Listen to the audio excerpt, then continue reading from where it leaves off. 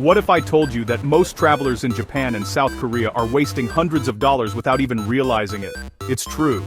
From overpaying for transport to falling for the most common tourist traps, these mistakes can absolutely drain your travel budget.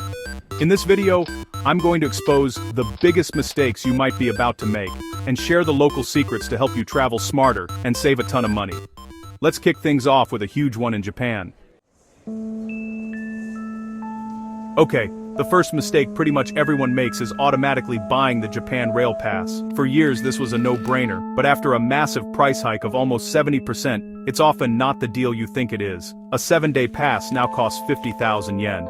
Meanwhile, a one-way bullet train ticket from Tokyo to Kyoto is around 14,000 yen. You can do the math. If you're not taking at least 3 or 4 of those long-distance trips, you're literally losing money. Here's the trap. People hear unlimited pass and assume it's a golden ticket. But if your trip is mostly in one city, or you're only hopping between 2 major cities, the pass just isn't worth it. So what's the smart move?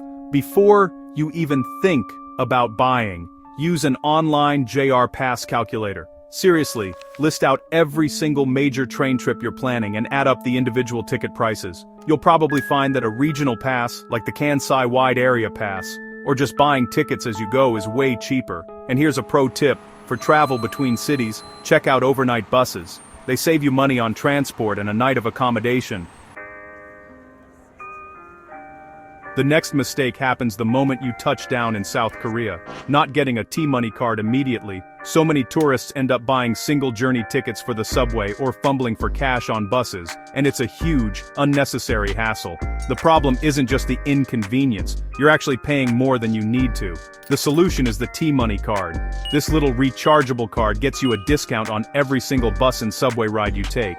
The card itself is super cheap, only about 3,000 to 4,000 won, and you can buy it and top it up at any convenience store or subway station. You can use it for your subway rides, buses, taxis, and even pay with it at convenience stores all across the country, not just in Seoul. It makes getting around completely seamless and pays for itself in just a few trips. Don't even think about leaving the airport without one. Mistake number 3 is something I call the tourist food tax. Eating exclusively in those flashy, tourist-heavy districts. Whether it's overpriced sushi in Ginza or a trendy cafe in Myeongdong, you're often paying for the location, not for the quality of the food. You end up spending a fortune on a meal that's just fine. The real secret is to just eat where you see locals eating. In Japan, convenience stores, or konbini, are a total game changer.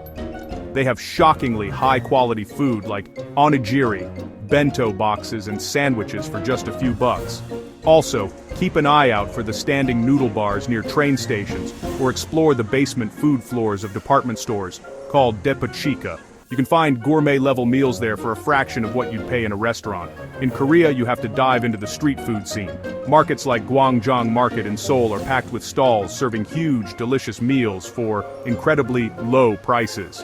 You can get a massive plate of tteokbokki or a fresh roll of kimbap for just a few thousand won. So, skip the Instagram-famous cafe with the long line and find a busy, no-frills restaurant filled with students or office workers. That's always where you'll find the best food for the best price. By the way, if these tips are already making you rethink your travel plans, do yourself a favor and hit that subscribe button. I drop new videos every week full of secrets to help you travel smarter, not harder.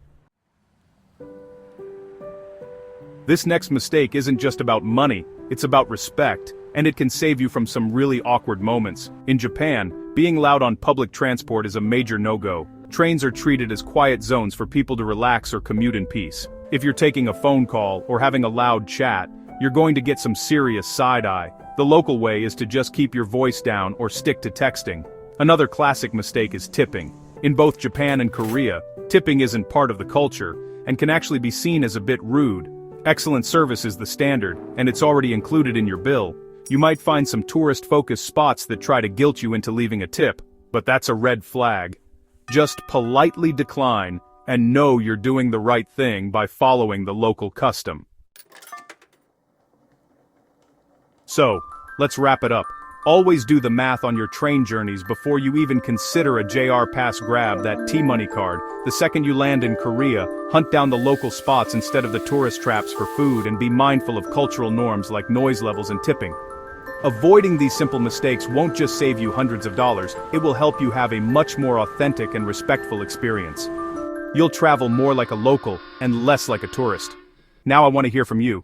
What are some of the biggest travel mistakes you've ever made? Let me know in the comments below.